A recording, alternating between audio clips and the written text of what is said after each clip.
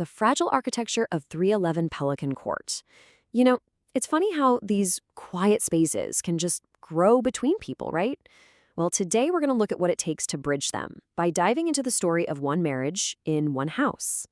I mean, what happens when the person sleeping right next to you feels like they're a million miles away?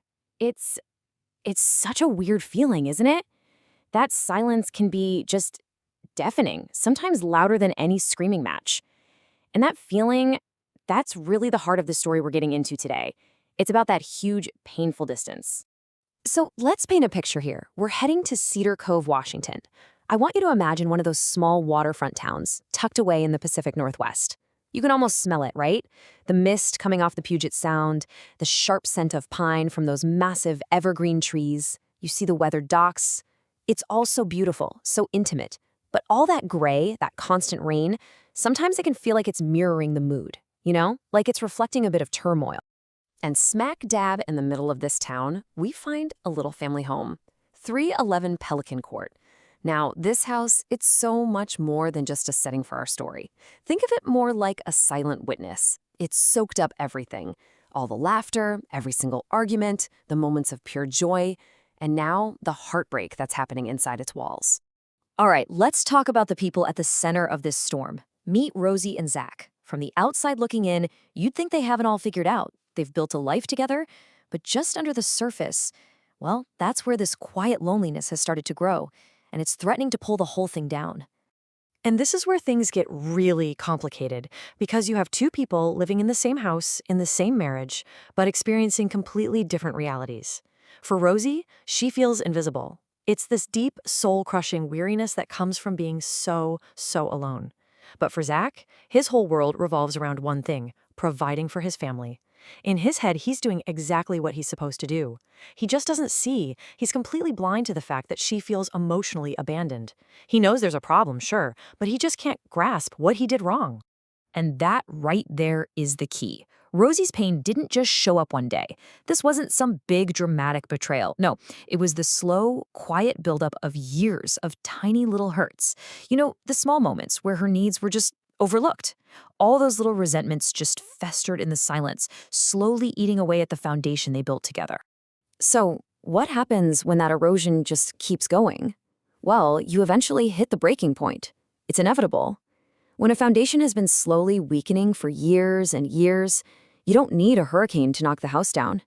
Sometimes, all it takes is the weight of one more thing left unsaid. See, their marriage doesn't end with a bang. There's no big, explosive fight. It's more of a slow crumbling. Think about it like a tiny crack in a wall. You barely notice it at first, but day by day, it gets a little wider, a little longer, until the whole thing is just compromised. Eventually, the weight of all those unresolved problems just becomes unbearable.